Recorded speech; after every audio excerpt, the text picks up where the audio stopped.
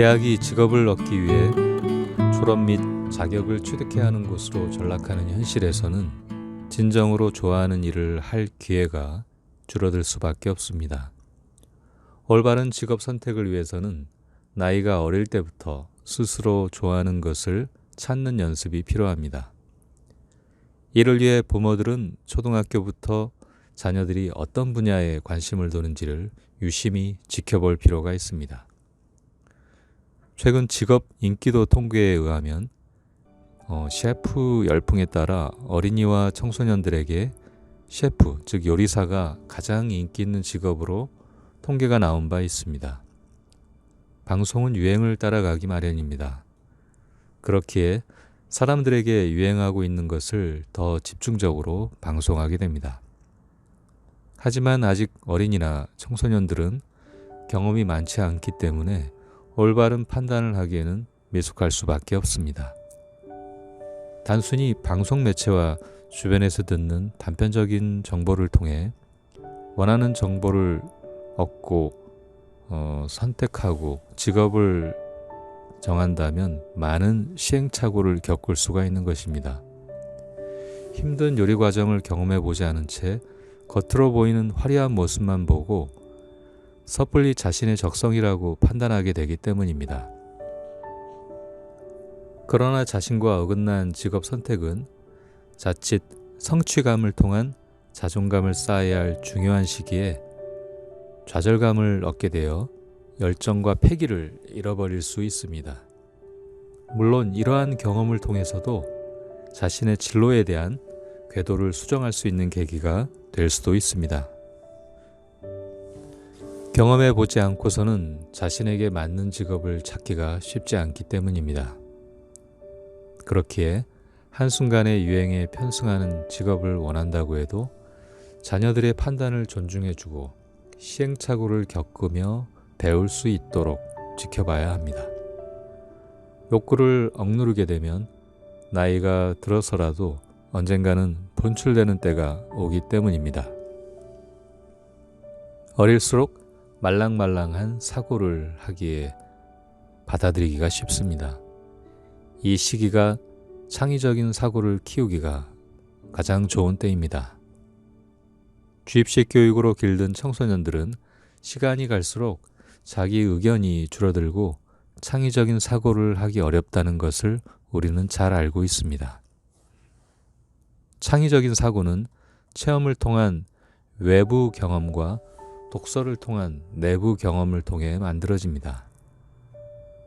자녀 교육에 관심이 많은 부모는 자녀를 위해 어릴 적부터 다양한 체험을 할 수 있도록 여러 곳을 데리고 다닙니다. 하지만 자녀들의 관심사가 아닌 부모가 의도적으로 정한 관심사는 실패 확률이 높습니다.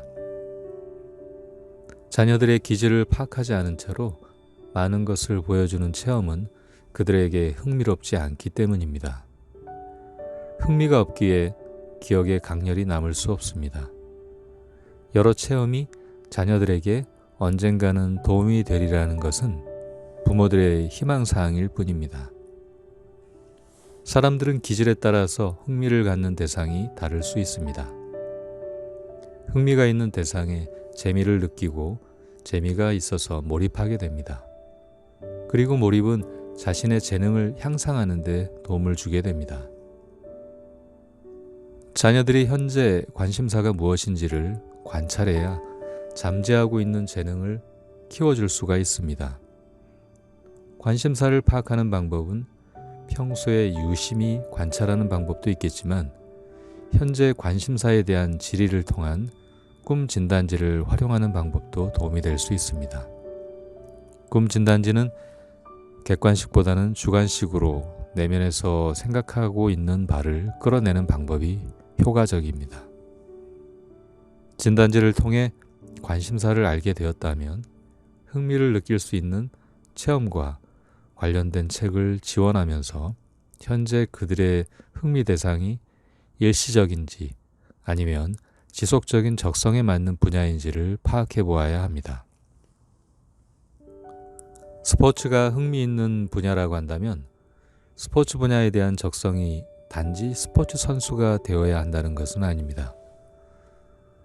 스포츠에 관한 관심은 분석 능력이 뛰어나다면 스포츠 해설가, 스포츠 도구와 용품에 관심이 있다면 스포츠 용품 디자이너가 될 수도 있는 것입니다. 우선 관심사가 어떤 분야인지를 알았으면 자녀들의 기질에 맞는 성향을 분야에 접목해 보면서 비교 검토해야 합니다. 분야에 속해 있는 여러 직종, 예를 들면 스포츠 해설가, 스포츠 용품 디자이너 등 여러 직종이 있을 수 있다는 것을 알려주어야 하나의 직종만 본다면 그 능력에 도달하지 못하는 좌절감을 방지할 수 있기 때문입니다. 좋아하는 것과 잘하는 것은 융합될수록 많은 새로운 가치를 창출할 수 있습니다. 많은 사람이 좋아하는 일과 잘하는 일은 구분되어야 한다는 생각이 있습니다. 하지만 좋아하는 일과 잘하는 일에 대한 융합을 통해 새로운 직업, 창직이 만들어지게 됩니다. 창직은 치열한 경쟁 속에서의 넘버원이 아닌 only one으로 자신만의 특성을 반영한 일을 창출하게 됩니다. 부모는 자녀들에게 맞는 직업을 규정하지 말고 장기간에 걸쳐서 지켜보며 조력자로서 역할에 머물러야 합니다. 또한 자녀들에게 맞는 재능을 발굴하고 자신과 사회에 모두 이롭게 할 수 있도록 전략을 세워야 합니다. 전략은 어떤 목표에 도달하기 위한 최적의 방법입니다. 성공적인 전략은 부모부터 우선 모범이 되고 자녀들이 올바르게 찾아 나갈 수 있는 시간까지 인내할 수 있는 노력에서부터 나오게 됩니다. 올바른 직업 선택이라는 중장기 전략을 세운 후에는 자녀의 재능 관찰을 통해 적절한 시기에 관련된 직간접 체험을 시킬 수 있는 전술이 필요합니다. 직간접 체험에서 학교에서 배우는 공부 과목과 무관하거나 시험 성적을 올리는데 도움이 안 된다고 자녀의 관심을 무시하는 것은 좋은 방법이 아닙니다. 적절한 동기부여를 할 수 있는 일과 타이밍을 찾을 필요가 있습니다. 자녀가 좋아하거나 잘하는 분야에 관해 작은 성취에 대해 격려하면서 자존감을 형성할 수 있도록 응원을 해주어야 합니다.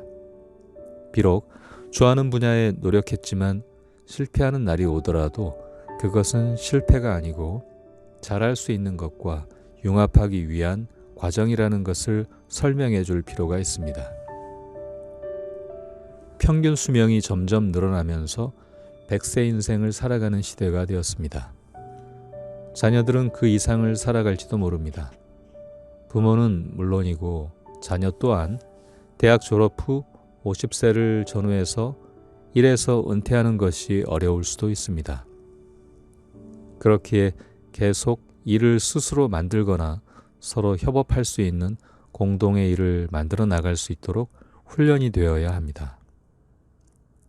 이러한 훈련은 나이가 어릴수록 좋지만 지금부터라도 고정된 생각에서 갇혀왔던 틀을 깨려고 한다면 늦은 것이 아닙니다. 첨단 시대로 나아갈수록 전산화, 기계화에 의해 인간들이 할 수 있는 지식과 육체의 기반을 둔 일들은 점점 줄어들 것입니다. 하지만 훈련된 유연한 사고에 의한 창의적인 일들을 다양하게 만들어갈 수 있다면 한정된 일을 놓고 경쟁하는 구조에서 조금씩 벗어날 수 있는 계기를 열게 될 것입니다.